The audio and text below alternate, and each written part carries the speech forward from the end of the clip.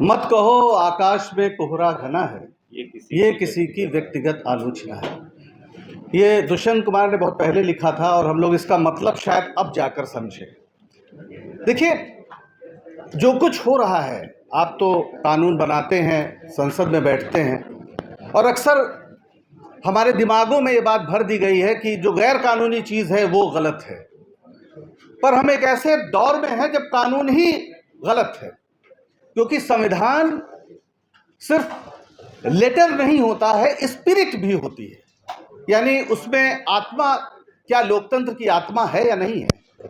सरकार ने एक कानून बना दिया है और वो कानून जिसमें आईटी एक्ट अभी संशोधन होकर लागू हो गया है, ये कह दिया गया है कि जितने भी प्लेटफॉर्म है, सोशल मीडिया प्लेटफॉर्म है, एक्स हो, मेटा यानी फेसबुक हो या आपका यूट्यूब हो, अगर सरकार कहती है कि इस कंटेंट को हटाओ, इस पेज को डाउन करो, इस यूट्यूब चैनल को ख़त्म करो, तो ये कंपनियां बाध्य हैं। ये कंपनियां कभी अभिव्यक्ति की आज़ादी के नाम पर खड़ी हुई थी। हालांकि ये धंधा है और व्यापारी हैं वो लोग, ऐसा नहीं है कि वो लोकतंत्र के पहरुए हैं, लेकिन चूंकि अभिव्यक्ति की आज़ादी या अभिव्यक्ति भी अपने आप में एक कारोबार है, कौन बेहतर तरीके से अभिव्यक्त करता है उसके लिए अच्छा मंच हो तो वो एक बिजनेस भी है। तो ये लोग ये सोचकर इसमें आए थे। लेकिन आज जो स्थिति है, एक तो जो लोग थोड़ा लड़ रहे थे, जैसे जब ट्विटर था तो उसके जो पुराने मालिकान थे उन्होंने कुछ कोशिश की, लेकिन उसे एलन मस्क ने खरीद लिया और फिर ट्रंप के पक्ष में पूरा इस्तेमाल किया। तो वहां पर एक अलग गंदगी चल रही है। दिक्कत क्या है कि भारत में हम लोग जो कभी तमाम मुख्य धारा मीडिया में काम करते थे, मैं अपना उदाहरण संक्षिप्त में ये आपको बताना चाहता हूँ। मैं 2014 तक टीवी में लंबे समय तक रहा। 2015 में मैं वहाँ से निकाला गया। मैं IBN 7 का एसोसिएट एडिटर था, बर्खास्त किया गया, ये मुझे मेडल मिला। तो क्योंकि मुकेश अंबानी की कंपनी ने उसको टेक ओवर कर लिया था और ये स्पष्ट हो गया था कि जो लोग भी पुराने तरह की पत्रकारिता करना चाहते हैं, यानी 2014 के पहले की पत्रकारिता करना चाहते हैं, 2014 के पहले आपकी पत्रकारिता अगर आपको याद हो तो आप 24 घंटे इस सरकार के खिलाफ, आप लोग तो, हम सारे लोग रामलीला मैदान में खड़े थे और भ्रष्टाचार के जो भी मुद्दे थे वो आज गलत सही साबित हो रहे हैं, वो अलग बात है। लेकिन अगर CAG ने कोई रिपोर्ट दी थी तो हमारा ये अधिकार था कि हम उसको लगातार दिखाते थे और अगर सड़क पर जनता उतरी थी तो हमारा फर्ज था कि उसको बताएं। आज स्थिति यह है कि CAG की रिपोर्ट या CAG जैसी कोई संस्था इस देश में है, हम क्या इस बात को जानते भी हैं? कोई रिपोर्ट नहीं आनी है, कोई सवाल नहीं उठना है। हम लोग उस पीढ़ी के लोग हैं। जब हमने देखा, संजय भाई से मेरी पहली मुलाकात हुई, मैं स्टार न्यूज में था, मुझे पता चला कि एक नौजवान नेता है सुल्तानपुर में जो विश्व हिंदू परिषद के त्रिशूल वितरण के खिलाफ गीता का वितरण कर रहा है लोगों के बीच में। पुरानी कहानी। तब ये आम आदमी पार्टी बनी भी नहीं थी, ये 2005 के आसपास की बात है भाई साहब, आपको याद ही होगा। मैं बनारस में था, OB वैन तब ट्रक टाइप होती थी, मैं भागा भागा वहां गया क्योंकि मुझे लगा ये गंभीर बात है।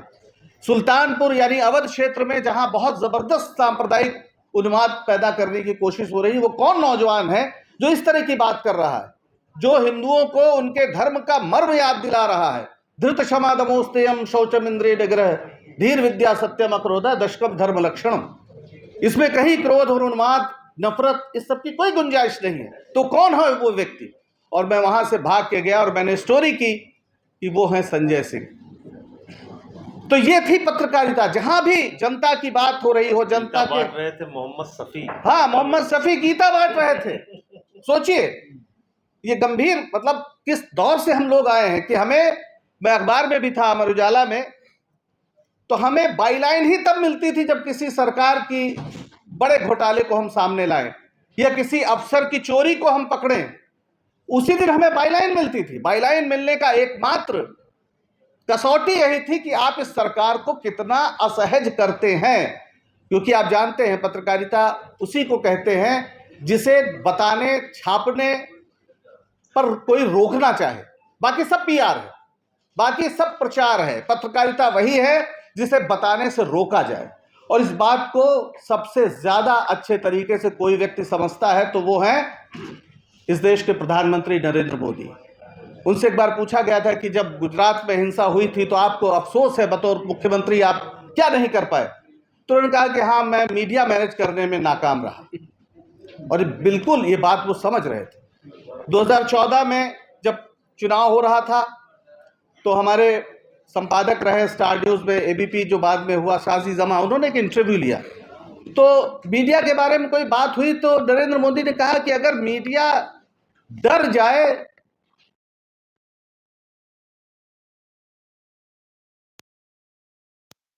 लोकतंत्र के लिए घातक है। और मेरी निगाह में पूरे इतिहास में यही वो सच बात उन्होंने कही थी। और चूंकि इस बात पर उन्हें यकीन है कि लोकतंत्र के लिए मीडिया जरूरी है और वो लोकतंत्र पर यकीन नहीं करते हैं, इसलिए मीडिया का नाश करना, उसकी हत्या करना उनका सबसे बड़ा प्रोजेक्ट है। और इसीलिए उन्होंने इस देश के जितने भी बड़े मीडिया संस्थान थे, वो पहले भी व्यापारी थे, आज भी व्यापारी हैं। फर्क क्या है? फर्क ये है कि पहले वो सरकार के खिलाफ बोलते थे तो उन्हें ये डर नहीं था कि उनके विज्ञापन रुक जाएंगे या उन पर कोई कार्रवाई होगी। अब ये डर है कि अगर कुछ बोला तो कार्रवाई होगी, आपके खिलाफ कुछ भी हो सकता है। और इसलिए जो सिर्फ व्यापारी थे उन्होंने सबसे पहले दंडवत किया। पत्रकारों ने दंडवत नहीं किया, उनके मालिकों ने दंडवत किया। तो जब मालिक दंडवत कर गए तो उसके बाद आप जैसे लोग, तमाम लोग सड़कों पर आ गए। सोशल मीडिया का आपको एक सहारा मिला और आपने सोचा कि नहीं, सच्चाई बताना जरूरी है। क्योंकि जैसे शरीर में आपके हीमोग्लोबिन की कमी हो जाए तो आप कमजोर हो जाएंगे, आपका प्रतिरक्षा तंत्र कमजोर हो जाएगा और आप बीमारी से लड़ नहीं पाएंगे। वैसे ही अगर लोकतंत्र में सूचनाओं का निष्पक्ष प्रवाह नहीं होगा तो आपके लोकतंत्र में भी हीमोग्लोबिन की कमी हो जाएगी। लोकतंत्र का शरीर, प्रतिरक्षा तंत्र उसका कमजोर हो जाएगा। इसलिए जरूरत है सूचना के मुक्त प्रवाह की, इसलिए जरूरत है, इसलिए निष्पक्ष जानकारी की जरूरत है, क्योंकि लोकतंत्र उसके लिए मजबूत करने के लिए जरूरी है। लेकिन लोकतंत्र को खत्म करने का एक प्रोजेक्ट है। आज ये भारत का सारा मीडिया विश्वगुरु का बजा रहा है बाजा। हकीकत क्या है? वी डैम, जो वैरायटी ऑफ डेमोक्रेसीज, जो स्वीडन की कंपनी है, जो आपको लगातार आपका देती है कि आप कहां पर खड़े हैं, वो कह रही है कि भारत में जो डेमोक्रेसी है वो एक इलेक्टोरल ऑटोक्रेसी की ओर बदल गई है। आप 107वें नंबर पर हैं, आपका मीडिया 151वें नंबर पे है। आप कैसे विश्वगुरु बन सकते हैं? अगर लोकतंत्र में लोगों को अपनी बात कहने का हक ही नहीं है, सच्चाई दिखाने का हक ही नहीं है, तो आप कहां से लोकतंत्र में आगे बढ़ सकते हैं? लेकिन मैं एक बात और कहना चाहता हूं जो शायद इस सबसे अलग है। सब हम लोग जानते हैं जिस कष्ट में है, अब किया क्या जाए। मुझे पूरा यकीन है कि ये जितने भी माध्यम हैं जिन पर हम भरोसा कर रहे हैं, जाहिर है हम दूसरों के पर भरोसा कर रहे हैं, हम भरोसा कर रहे हैं यूट्यूब पर, एक्स पर, फेसबुक पर, वो भारत के लोकतंत्र के लिए बिल्कुल जवाबदेह और जिम्मेदार नहीं है। उन्हें लगेगा कि दिक्कत है, तुरंत वो डाउन कर देंगे। उन्हें रील्स पर, चुटकुलों पर, नाच गाने पर, इसमें ज्यादा पैसा मिलता है, ज्यादा धंधा मिलता है, और इसलिए वो सरकार से लड़ेंगे नहीं। हमारी समस्या यह है कि हमारे पास जो प्लेटफॉर्म है उस पर दुनिया भर का जो कॉरपोरेट है उसका कब्जा है, वो हमारा प्लेटफॉर्म नहीं है। ऐसा नहीं है कि हमारे पास एक मशीन है, वो भी हमें वहीं से मिली है, जैसे आप ये मोबाइल कह रहे हैं। अगर सचमुच लोकतंत्र होता तो ये बहुत अच्छी बात होती कि हर व्यक्ति पत्रकार हो रहा है, लेकिन नियंत्रित करना उनके हाथ में है। और इसलिए वो मैन्युफैक्चरिंग कंसेंट, आपको पता होगा नॉम चॉम्स्की का जो सिद्धांत है कि किसी के बारे में आप जबरदस्ती आप उसको अपने पीछे नहीं रख सकते, तो आप उसके एक कंसेंट पैदा करिए, सहमति निर्माण करिए कि मोदी जी अरे बचपन में मगरमच्छ से खेलते थे। ये कहानियां अचानक कहां से आ गई? हमें बताया गया ना इस तरह की तमाम कहानी की 56 इंची सीना है, ये तो कुछ भी कर सकते हैं, ये तो महामानव है, ये तो सीधे अवतारी पुरुष है। इस पर कोई सवाल 2014 के पहले कोई नेता ऐसी बात करता तो उस पर रात दिन चुटकुले तो बनते ही, व्यंग तो होता ही।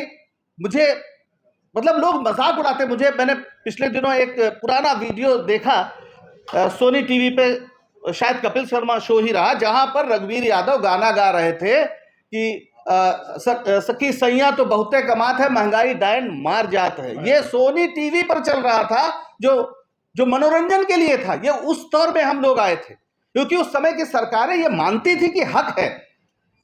पंडित नेहरू ने इस देश में लोकतंत्र की नींव रखने से पहले 1938 में मॉडर्न रिव्यू में जब वो तीसरी बार अध्यक्ष चुने गए कांग्रेस के, तो उन्होंने एक आर्टिकल लिखा कौटिल्य के नाम से, और उसमें कहा कि ये नेहरू तानाशाह हो सकता है, इस पर नजर रखो, ये तीसरी बार बना है।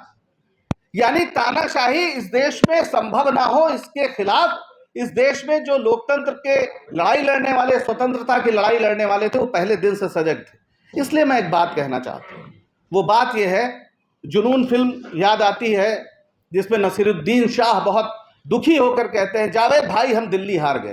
तो हे पत्रकारों, आप पत्रकारिता की लड़ाई हार चुके हो। अब सवाल है हो क्या? आप इसलिए हार चुके हो कि इस देश में लोकतंत्र की लड़ाई कमजोर पड़ गई है। पत्रकारिता आप तभी कर सकते हैं जब लोकतंत्र होगा, और इस देश की सत्ता ने तय कर लिया है कि उसे एक आदेश पालक समाज चाहिए, यानी जहां पर अगर आप जरा सा भी उसके खिलाफ बोले तो सीधे सीधे आपको देशद्रोही कह के यूएपीए के तहत जेल में डाल दिया जाए, आप पर कोई भी आरोप लगाकर जेल में डाल दिया जाए। संजय भाई हो आए हैं। तो आप सोचिए कि अब ये लड़ाई, जब हम विपक्ष की बात कहते हैं, विपक्ष के परिसर में केवल राजनीतिक दल नहीं होते हैं। विपक्ष के परिसर में यानी जो इस देश की सत्ता पर अंकुश लगाने की शक्तियां हैं, चाहे वो संवैधानिक संस्थाएं, न्यायपालिका हो, चाहे वो विपक्षी दल हो, और चाहे वो मीडिया हो। तो जो चौथे खंभे की लड़ाई थी, अब वो चौथे खंभे की लड़ाई नहीं है। अब वो इस देश के एक बड़ी लड़ाई का हिस्सा बने। यानी जब तक आप लोकतंत्र को रिस्टोर नहीं कर पाएंगे, तब तक आप अपनी पत्रकारिता नहीं कर सकते हैं। तो इसलिए अब क्या हो, अब इसलिए सिर्फ मैं बहुत गंभीरता से बात कहना चाहता हूं। पत्रकारों को बड़ी आसानी से कह दिया जाता है, संजय भाई, बड़ी आसानी से पत्रकारिता को कह दिया जाता है कि इनका राजनीति से कोई लेना देना नहीं, इनका सरकारों से कोई लेना देना नहीं। लेकिन जब देश की संप्रभुता गुलामी का खतरा हो जाए, जब इस देश की संप्रभुता गिरवी हो जाए, जब इस देश की आजादी पर खतरा हो जाए, लोकतंत्र पर खतरा हो जाए, तो हमें यह सीमा रेखा लांघनी होगी। हमारे सबसे बड़े आदर्श गणेश शंकर विद्यार्थी हैं। गणेश शंकर विद्यार्थी क्या थे? प्रताप अखबार कानपुर में चलाते थे, गांधी जी के भी प्रिय थे, और भगत सिंह उनके यहां काम करते थे।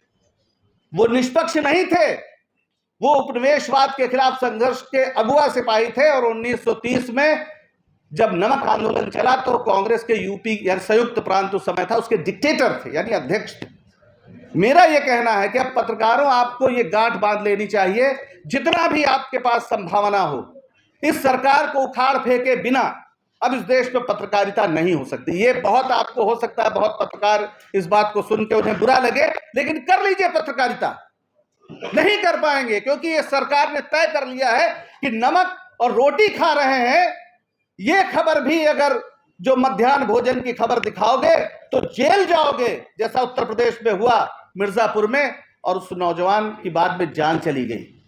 हो सकता है वो इलाज न करा पाया हो। किन तनावों में नौजवान काम कर रहे हैं। पवन जायसवाल, उसने यही बताया था कि नमक और रोटी दी जा रही है और मध्याह्न भोजन में घोटाला हो रहा है। ये जो हिंदू हृदय सम्राट अपने को बोलते हैं, पवन जायसवाल भी हिंदू ही था ना, उसके पिता भी हिंदू थे, माँ भी हिंदू थी, उसके बच्चे भी हिंदू ही हैं, अनाथ हो गए। तो मैं आज ये कहना चाहता हूं कि अगर आप पत्रकारिता कर पा रहे हैं, आपको कोई चिंता नहीं है, आपको लग रहा तो आपको मुबारक। लेकिन अगर आपको लग रहा है कि पत्रकारिता नहीं हो पा रही है, पत्रकारिता की तमाम संभावनाओं का नाश कर दिया गया है, तो अब हमें विपक्ष के साथ मूल्य आधारित एकता बनानी होगी और खुद को मानना होगा कि हम विपक्ष के परिसर के एक हिस्से हैं। इस देश में लोकतंत्र की लड़ाई में हमें शामिल होना होगा। है नहीं शमशीर अपने हाथ में तो क्या हुआ, हम कलम से ही करेंगे कातिलों के सर कलम। बहुत बहुत धन्यवाद।